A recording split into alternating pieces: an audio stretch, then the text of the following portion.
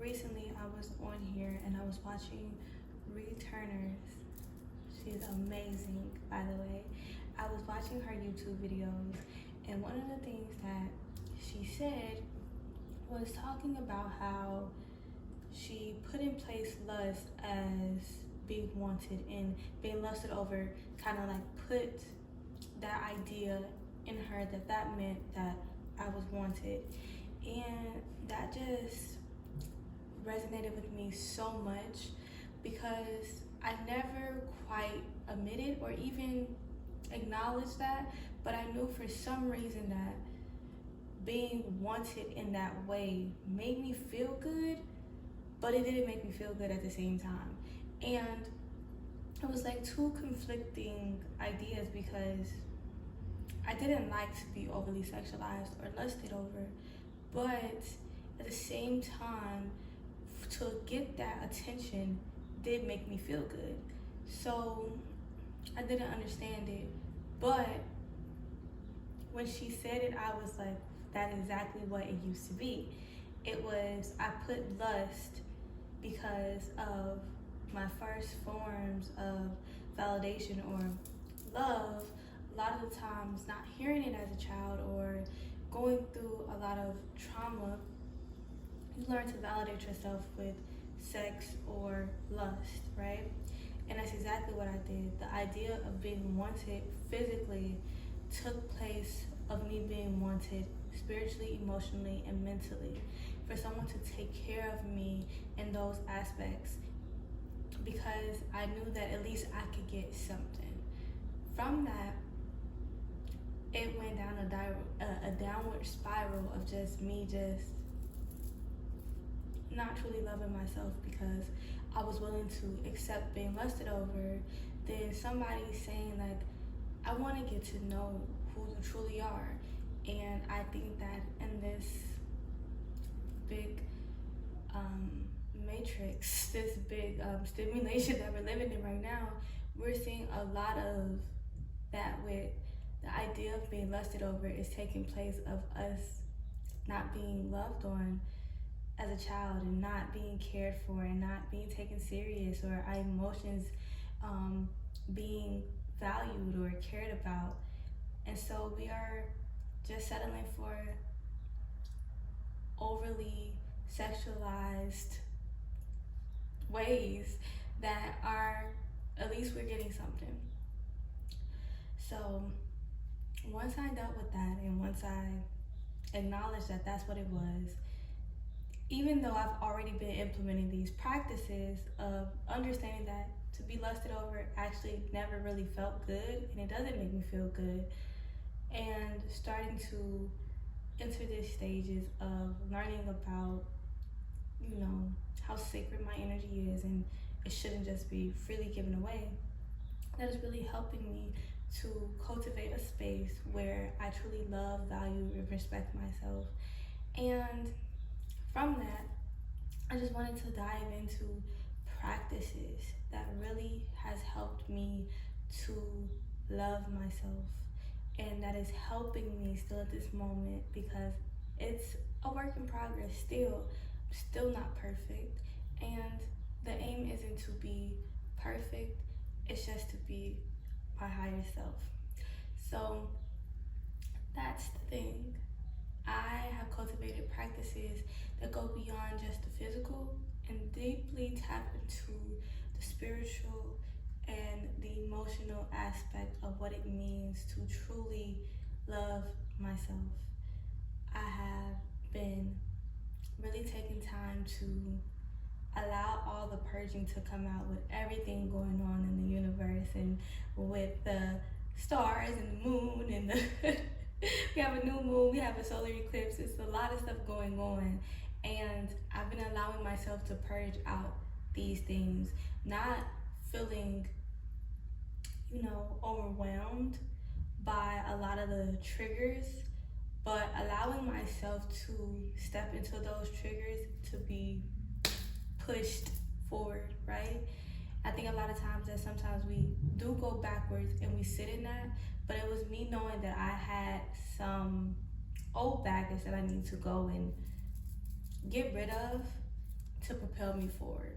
And it's accepting myself for that and honoring myself for that and not judging myself for going backwards. As you can see, I have a few pimples, and that's because I haven't been, of course, I haven't been eating bad, but I haven't still been eating mindfully and with the intent to really nourish my body. And so when things like that happen, I used to get in this space where I would be like, well, since I already did this, I might as well just keep going down this downward spiral. And that was telling myself that I wasn't worthy and I wasn't valuable. So one of the things that I started doing was, if I have these moments and I do something that I'm not sure that my higher self would do, I realize, what is this teaching me? Would this make my higher self proud? But then also allowing myself to say, well, right now you can change and you don't have to sit in that. And that allowed for me to like not go backwards and get stuck and wait for the next day. It was knowing that like I can make that change right now, right this second, because all I have is the now. And that allowed me to like release and let go a lot easier, which allowed me to really tap into the self-love portion. And every time that I would do that, it allowed my inner child to truly be welcome and feel validated. Like, I made a mistake, and that doesn't mean that's who I am. That's just a mistake that I made, and I can learn from it, and I actually don't want to do it anymore. And that realization is one of the best things.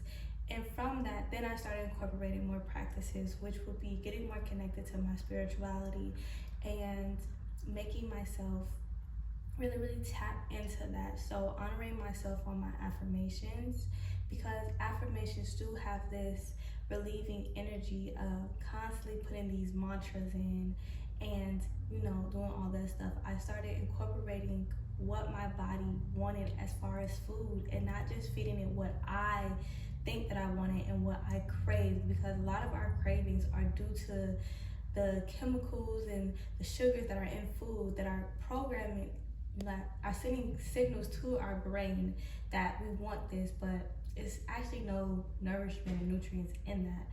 So I started to just ask my body what she wanted, and what she gravitated towards, that's what I gave her, regardless if that was something that like I truly would think was nutritious. Once I realized and once I went back to it, I was like, wow, actually my body did enjoy this. My body feels amazing. And it helped with me to start like relieving some stresses and some, you know, signals, some symptoms of some of the things that I was feeling. And I'm getting back into a space where I am really tapping back into myself with the notion of like, I'm watching how everything is literally just unfolding exactly the way it's supposed to do.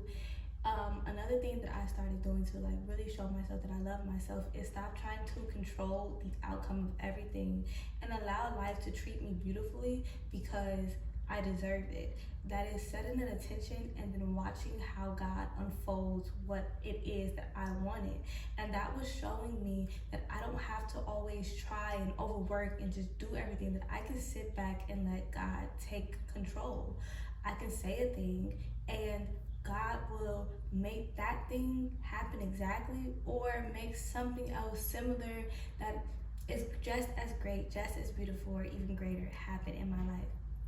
And so me not having to be in control and me being able to step back into my femininity, that allowed me to really step into my beautifulness, just step into me loving myself and being mindful of the things. And that also helped me to just feel more connected to God and feel more connected to myself ultimately. So those are a couple of the practices that I've been doing, but also it's really taking the time, and I'm gonna always say this, it was taking the time to truly tap into myself. If I get triggered, especially with the solar eclipse and with the new moon, and from the past, like when we had the, you know, full moon, it was a lot of purging that was getting done. I allowed myself to purge. I allowed myself to let go. And me being triggered, I allowed myself to get triggered into healing. And that is the biggest way to love yourself, is to allow yourself to feel exactly how you feel and go and work